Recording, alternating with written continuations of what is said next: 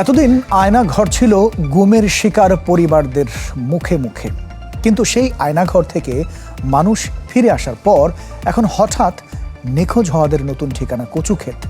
বুধবার অনেক ভুক্তভোগী পরিবারই স্বজনদের খুঁজে আসেন আয়নাঘরের সামনে। সাবেক প্রধানমন্ত্রী শেখ হাসিনার সরকারের পতনের পর গেল ১৬ বছরে গুম হওয়া মানুষদের খুঁজতে হঠাৎ করে আলোচনায় আসে আয়নাঘরের। মঙ্গলবার সেখান থেকে মুক্তি পান প্রায় ২ শতাধিক মানুষ। বুধবার রাজধানীর বিভিন্ন জায়গা থেকে গুমের শিকার পরিবারের সদস্যরা হাজির হতে থাকেন কচুক্ষেত এলাকায়।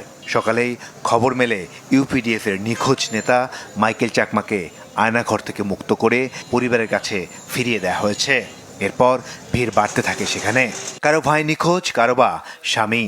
আমার হাজবেন্ডে 2012 সেপ্টেম্বরের 30 তারিখে সন্ধ্যা বিকালবেলা 5টার দিকে ফোন দিয়ে আনছে স্যাম্পল দেখাইব কইয়া। অস্ত্র টস্ত্র বাসায় সবার ঠেকাইয়া তারা আইনের লোক বলছে যে আইনের লোক তারা, হ্যাঁ আইনের লোকই ছিল, কাটও দিছে, বলছে আমরা র্যাবের থেকে আসছি। বাবাকে ফোন দিয়ে বাসা থেকে বের করে তারপরে সাদা কাপড়ে গাড়িতে উঠায় নিয়ে তারপরে আর এখন পর্যন্ত কোনো খোঁজ খবর পাইনি।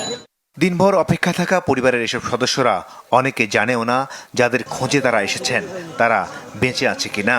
রামপুরা থানার সভাপতি ছিল, সে আইন শৃঙ্খলা রক্ষা বাহিনীর পরিচয় দিয়ে তুলে নিয়েছে, অনেক সম্মান করে তাকে নিয়ে গেছে। একটা সাদা গাড়ি এসে নিয়ে যায় ৫-৬ জন ধরা।